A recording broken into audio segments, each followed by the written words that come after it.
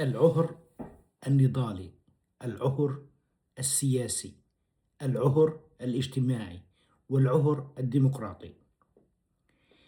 بعض الناس اللي كان أيام الدراسة بناضل، أيام ما كان عندنا يعني بالدول العربية تشديد أكثر، بجوز أخذوا المخابرات وضربوه كف أو كفين أو بزقوا بصباحه، وبعدين راحت الدنيا وإجت وطلع على دول الغربة أمريكا وأوروبا، وفتح بزنس وصار معه مصاري، أو بيشتغل شغلة حلوة ومحترمة ومعه فلوس وأولاده بأحسن مدارس، وهو عايش أحسن عيشة وراكب أكبر سيارة وأحلى سيارة، ولسه بيتغنى بالنضال، وبفكر إنه هو مناضل لأنه مش قادر يطلع من العقلية القديمة تبعته، مش قادر يتأقلم مع الإشي اللي بيصير الآن،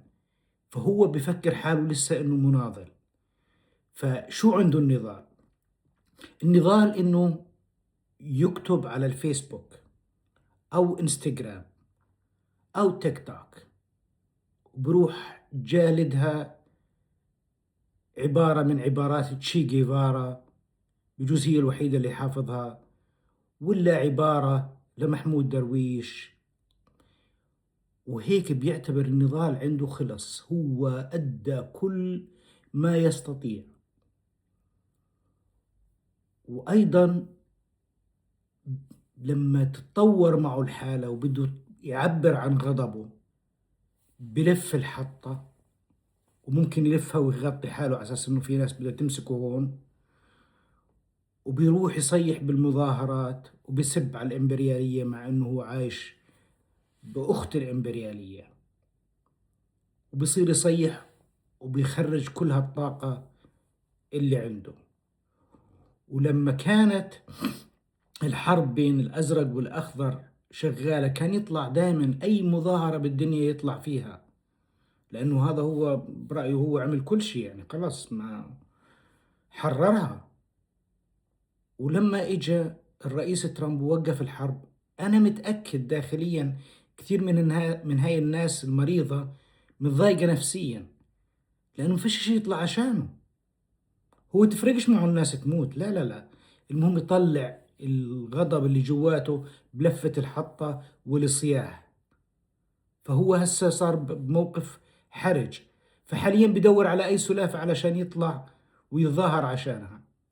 طلعت سلافة فنزويلا وميدورو، فصار يطلع ويصيح إنه كيف الإمبريالية وكيف تجيبوا الزلمة هذا رئيس دولة، مع إنه هو مش رئيس دولة، هو خسر بالانتخابات واخذها من الزلمه الثاني، هذاك جاب 60 وشويه، هذا هو جاب 30%.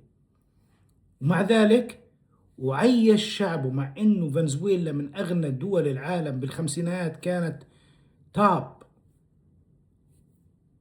وصار يتاجر بالمخدرات زي ما أنظمة كثيرة هو دعمها، زي نظام الأسد الفاشل، وأنظمة ثانية كان يدعمها برضو، بيعتبر إنه هم هذول اللي بيناضلوا.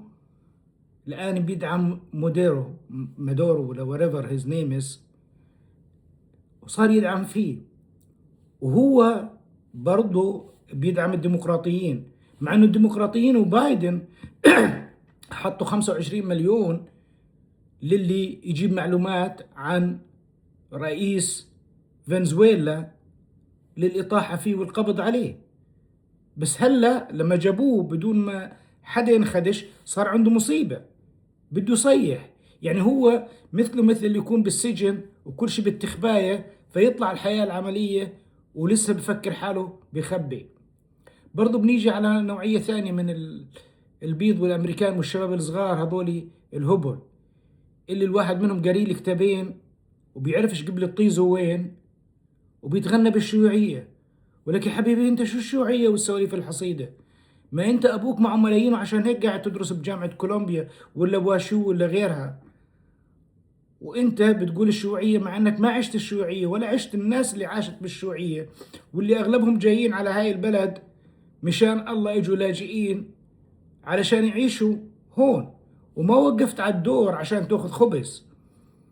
أيام الشيوعية كان الطالب من الدول العربية لما يروح على روسيا ويوغوسلافيا وغيرها كان يرشي مدير الجامعة بحبة مارس الكاندي بار، ولا ببنطلون جينز، ولا يطلع مع أحلى بنت عشان يعطيها علكة، لأنه كله هذا ما كان عندهم. فبعرض النور اصحوا، بعرض النور اصحوا. سواليف حصيدة هاي. والواحد منهم يروح على البلاد أول إشي بيورجيه الجواز الأمريكي لقرايبه ويحكي لهم عن النظام هون، وبس يجي هون بصير يسب على البلد. ولك روق. والله لو بدي أحكي أكثر غير أنسطح. على كل حال تابعوني عشان تسمعوا تخبيص أكثر. رياض الوادي، سان لويس ميزوري. فالو فور مور، شير لايك اند كومنت. تسلموا لي يا حبايبي.